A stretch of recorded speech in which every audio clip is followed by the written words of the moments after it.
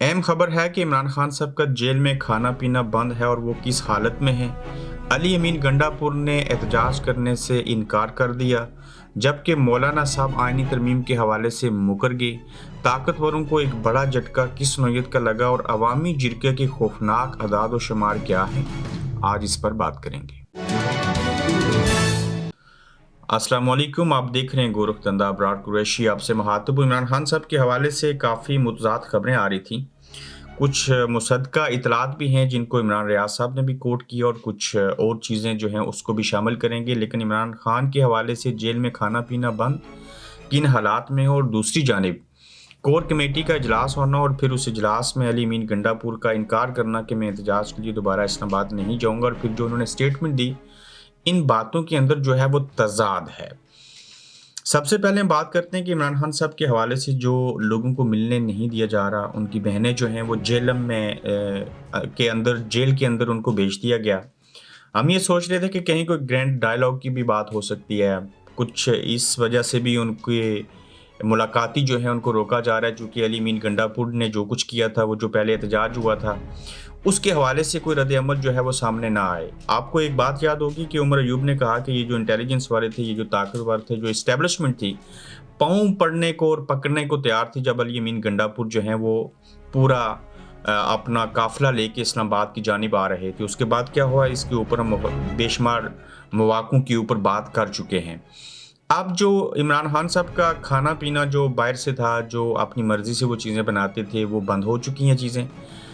उनको दाँत में दर्द था और फिर उसकी वजह से सर में दर्द है और डॉक्टर को भी मिलने की इजाज़त नहीं। उनके फ़ोकल पर्सन इंतज़ार हुसैन पंचोता गिरफ़्तार हैं। तो ऐसी सूरत हाल में जब खाना-पीना बंद कर दिया गया जो उनकी मर्ज़ी का था, जैसे पहले बनती थी चीज़ें, और फिर जेल के अंदर कैद-ए-तन्हाई के अंदर उनको रखा गया है, और जो पीटीवी टेलीविज़न वो देखते थे वो भी बंद है। अखबारात जो 1-2 उनके पास जाते थे वो भी बंद हैं, और तमाम चीज़ें जो बाहर की खबरों की वजह से वो ताज़ा दम रहते थे, उन्हें ये समझ होती थी कि पार्टी क्या कर रही है, मुल्क के अंदर हालात कैसे जा रहे हैं, उनके पास कोई किताब, कोई अखबार, कोई टीवी देखने को सहूलियात मुयस्सर थीं। तो अगर ये सारी चीज़ें ले ली जाएँ, उन्हें किसी से मिलने भी ना दिया जाए, वो किसी चीज़ को पढ़ ना सकें, किसी को देख ना सकें, किसी से बात ना कर सकें, तो ये एक बहुत बड़ी जो है वो सज़ा की अलामत होती है और बड़ा मुश्किल होता है। इमरान खान जैसा शख्स हो, कोई भी और आम इंसान हो या कोई ख़ास इंसान हो, तो उनके लिए दुश्वारी होती है इन चीज़ों को फिर से मैनेज करना। अब ये समझ आई है कि एक तरफ इमरान खान साहब के खाने-पीने से लेके जेल की जो सूरत-हाल हम आपके सामने रख रहे हैं, तो दूसरी जानिब जो कारकुनान और उनके चाहने वाले जो अवाम हैं, वो फ़िक्रमंद हैं और वो फिर धमकी देते हैं, चाहे वो मुराद सईद हों, चाहे बाकी शहबाज़ गिल हों, कि हम एहतजाज करेंगे और 15 अक्टूबर को एहतजाज किया जाएगा। जब एहतजाज की बात आती है तो कोर कमेटी का इजलास बुलाना होता है। जब कोर कमेटी का इजलास बुलाया जाए तो उसमें गौर खान जो हैं वो बड़ी मुश्किल से आते हैं, यंग लैड जो है जैसे शहबाज़ गिल हैं, मुराद सईद हैं और दीगर लोग, वो तो किसी भी टाइम जो है उनकी ख्वाहिश होती है कि एहतजाज भी हो, कोर कमेटी का इजलास भी हो, लेकिन जो इस वक्त बड़ी लीडरशिप है, जो बड़े ओहदों के ऊपर है पीटीआई के अंदर, वो इन चीज़ों के अंदर ताहीर करते हैं।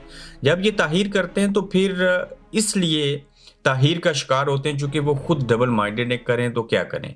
अब जब कोर कमेटी का इजलास हुआ तो उस इजलास में 3 लोग जो थे उन्होंने मुखालफत की कि हमें एहतजाज नहीं करना चाहिए, जबकि अवाम और पीटीआई के कारकुनान चाहते हैं कि एहतजाज करें। अगर इमरान खान साहब से मिलने नहीं दे रहे, तो इस हवाले से अगर देखें तो गोयर अयूब भी ऐसा कह रहे हैं, असद कैसर भी ऐसा कह रहे हैं, शेख वकास साहब भी ऐसा कह रहे हैं, लेकिन वो 3 लोग कौन हैं?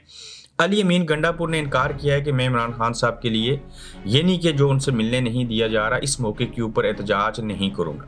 दूसरे बैरिस्टर सॉरी वो सैफुल्लाह हैं, वो तो पहले से भी सबको पता है कि वो किसके बंदे हैं और क्या चीज़ें करते हैं। उनका पार्टी से ओहदा भी सुनने में आया था कि शायद उनको उस हैसियत से हटा दिया गया, लेकिन ऐसे नहीं है।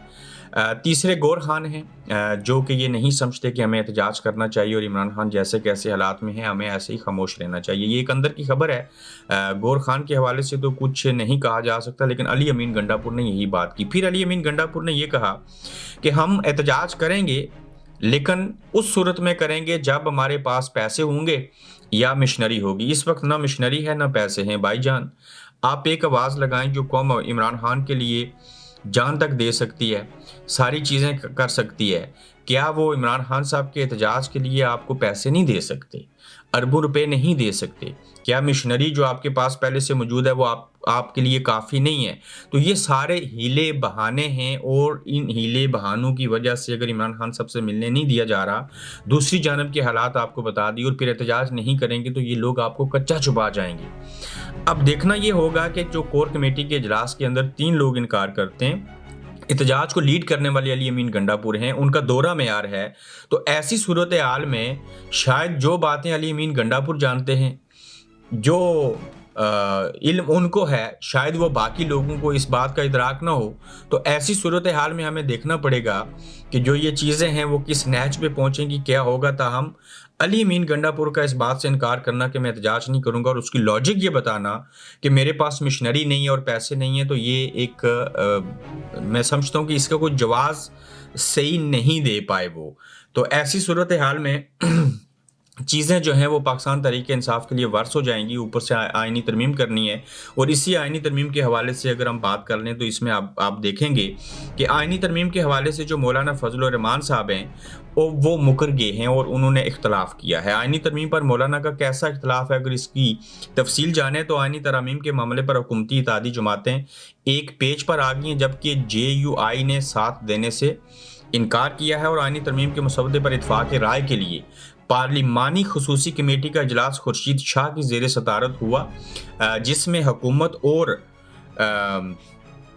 अपोजिशन जमातों के नुमाइंदों ने शिरकत की। JUI ने आइनी तरमीम पर खसूसी कमेटी के इजलास में मुजव्वज़ा मसौदा पेश करते हुए आइनी अदालत पर हुकूमत का साथ देने से इनकार कर दिया और आइनी अदालत की जगह बेंच तश्कील देने की एक तजवीज़ दी है। इसमें जो मौलाना फजल रहमान साहब की जमात की जानिब से सेनेटर कमरान मुर्तज़ा हैं, उन्होंने कहा कि पीपल्स पार्टी और JUI के ड्राफ्ट में सिर्फ आइनी अदालत और बेंच का फ़र्क है।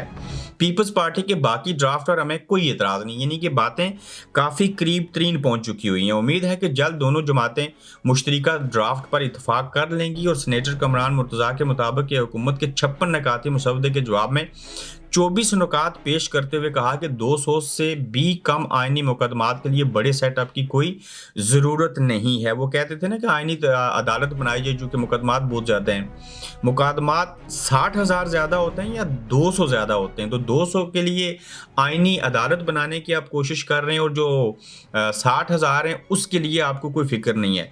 फिर ज़राए का कहना है कि अपोजिशन लीडर उमर अयूब ने इजलास में PTI कारकुनों की गिरफ्तारियों का शिकवा किया, जिस पर वज़ीर कानून आज़म नज़ीर तारड़ ने कहा कि अभी आइनी तरमीम पर तजवीज़ दें, ये मामला बाद का है। ज़राए का बताना है कि चेयरमैन PTI बैरिस्टर गौर और बैरिस्टर अली जफ़र ने भी आइनी तरमीम के हवाले से अपनी तजावीज़ कमेटी के इजलास में पेश की हैं। आइनी तरमीम के मामले पर खसूसी पार्लिमानी कमेटी का इजलास 17 अक्टूबर को दोबारा होगा और चंद मेंबर तमाम जमातों के मसवदे इकट्ठे करके एक ड्राफ्ट बनाएंगे। आइनी तरमीम से मुतल्लक मसवदों पर गौर करने के लिए ज़ैली कमेटी बना दी गई है और ज़ैली कमेटी मखसूस कमेटी को रिपोर्ट देगी और ज़ैली कमेटी के इजलास में कोई भी शिरकत कर सकेगा। तो ये मौलाना साहब का फिलवक्त इनकार है। कुछ बातें इन्होंने अपनी रखी हैं, कुछ बाकियों ने रखी हैं और फिर एक ज़ैली कमेटी बना दी गई है और वो ज़ैली कमेटी आइनी तरमीम के हवाले से जो मसवदा तैयार करेगी हतमी, उसके ऊपर सारी जमातें जो हैं वो उसको वेलकम करेंगी। तो देखते हैं कि आइनी तरमीम के हवाले से नंबर गेम है पूरी होती है नहीं होती। सेनेटर जो थे वो PTI के अगवा हो चुके हैं। पहले PTI के ऊपर नून लीग इल्ज़ाम लगा रही थी, अब जब अगवा इस्टेब्लिशमेंट ने किया तो उसके ऊपर नून लीग खामोश है, क्योंकि उन्हें पता है कि सही लोग जो हैं उन्होंने इनको अगवा कर लिया है। लालच ने काजी फायज ईसा को रेस्क्यू 1122 में बदल दिया और ये ऐसे क्यों हुआ। इस हवाले से मुख्तलिफ जो कोर्ट रिपोर्टर्स हैं और दीगर लोग हैं वो ये कहते हैं कि जब भी कोई केस आता है जो काजी फायज ईसा के हवाले से हो, इस्टेब्लिशमेंट या हुकूमत को फ़ायदा देने की बात हो, तो वो काजी फायज ईसा साहब जो 1122 कहीं हादसा हो जाए, आग लग जाए तो रेस्क्यू जैसी सर्विस प्रोवाइड करते हैं। काजी साहब इस वक्त के ऊपर 1122 रेस्क्यू की तरह की सर्विस प्रोवाइड करें और वो खुद उसके अंदर आते हैं, खुद केस सुनते हैं और उसमें मामलत करते हैं। काजी फायज ईसा जस्टिस है या रेस्क्यू 112 के जहां हुकूमत और इस्टेब्लिशमेंट फंसने लगे, केस लगाकर खुद सुनने बैठ जाते हैं और सुप्रीम कोर्ट ने मुजवजा आइनी तरमीम के खिलाफ दरख्वास्त पर समाअत के लिए 3 रुकनी बेंच तश्कील दे दिया और चीफ जस्टिस पाकिस्तान काजी फायज ईसा की सरबराही में बेंच 17 अक्टूबर को समाअत करेगा। जस्टिस नईम अफगान और जस्टिस शाहिद बिलाल बेंच में शामिल हैं और वकील आबुद जुबैरी ने मुजवजा आइनी तरमीम के खिलाफ सुप्रीम कोर्ट में आईनी दरख्वास्त पर जो है वो दायर की थी और रजिस्ट्रार ऑफिस ने एडवोकेट आबद ज़ुबैरी को नोटिस जारी कर दिया। तो काजी फायद ईसा साहब हर उस काम के अंदर शामिल होंगे जिसमें इस्टेब्लिशमेंट और हुकूमत को वो फ़ायदा दे सकें।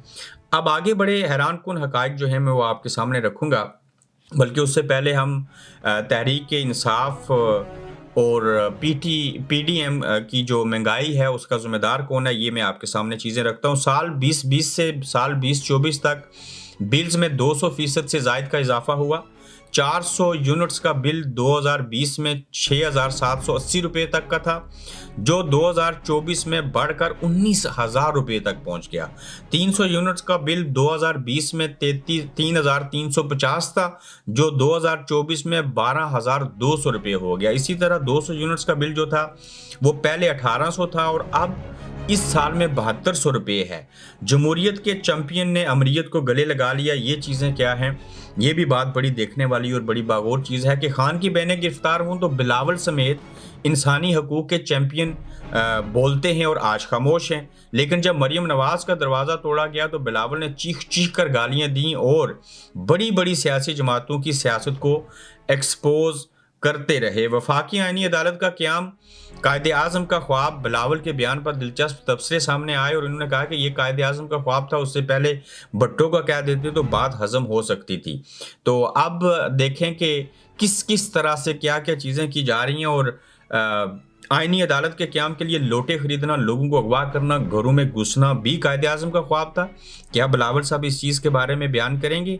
इस बात का तो भट्टो साहब को भी पता नहीं था जो बिलावल साहब कर रहे हैं और वफादारियां बदलने के लिए जबर जो है वो किस तरह से जारी है। अगर इसके हवाले से देखें तो मेरी फैक्ट्री को उन्होंने तबाह और बर्बाद कर दिया है, मेरा सारा कारोबार सील कर दिया गया, मेरे घर और फैक्ट्री से मेरे मुलाजम, सिक्योरिटी गार्ड और यहाँ तक के सब कुछ उठा के ले गए और हम सब घर वाले बेघर हो गए और मेरे बेटे के वोट के लिए ये हमें नुकसान पहुंचा रहे हैं। मेरे छोटे छोटे पोते पोतियां मुझसे सवाल करते हैं कि हम घर कब जाएंगे।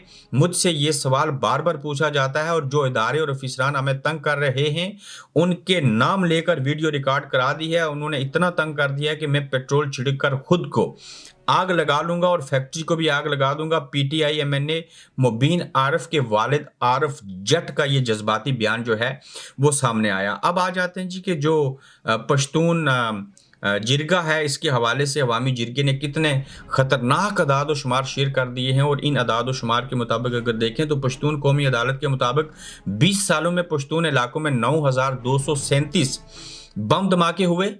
नंबर 2, इन धमाकों में 76,584 पश्तून शहीद हुए। नंबर 3, इस जंग में लैंड माइंस की वजह से 7,538 पश्तून माजूर हुए। नंबर 4, जिला खैबर में सबसे ज़्यादा मौत हुई हैं जहां 1,738 इफराद जाम बाक हुए। नंबर 6, खैबर पख्तूनख्वा में सबसे ज़्यादा मुतासरा इलाका शुमाली वज़ीरिस्तान है। नंबर 7, 200 बम धमाकों में मसाजिद के अंदर जो थे वो हुए। नंबर 8, 57 लाख लोग IDPs के तौर पर बेघर हुए और 23 लाख अभी भी बेघर हैं। और नंबर 9 के ऊपर देखें तो 35 बाजार तबाह कर दिए गए हैं। नंबर 10, खैबर पख्तूनख्वा में 1,757 मुशरान को कत्ल किया गया। नंबर 11, पश्तूनों के 2 लाख से ज़ायद मकानात तबाह हुए हैं। जिस जमात के ऊपर इतना जुल्म, जिस पश्तून कम्यूनिटी के ऊपर इतनी बर्बरियत की गई हो और उसके बावजूद उसे जिरगा करने की इजाज़त ना हो, उसे आप कलअदम करार दे दें, वो जमात ये कहे कि ये तहफ़्फ़ुज़ फ़ौज के बजाय हम खुद संभालेंगे, तो अगर वो ये ना कहें तो और क्या कहेंगे। तो ये बड़े हैरान कुन पश्तून जो कौमी मूवमेंट है उसने अदाद और शुमार जो हैं वो तहफ़्फ़ुज़ मूवमेंट ने शेयर किए हैं। अपना ख्याल रखिएगा, अपना फीडबैक दीजिएगा, जल्द आपसे फिर मिलेंगे। आप देख रहे हैं गोरखधंधा अब्रार कुरैशी के साथ।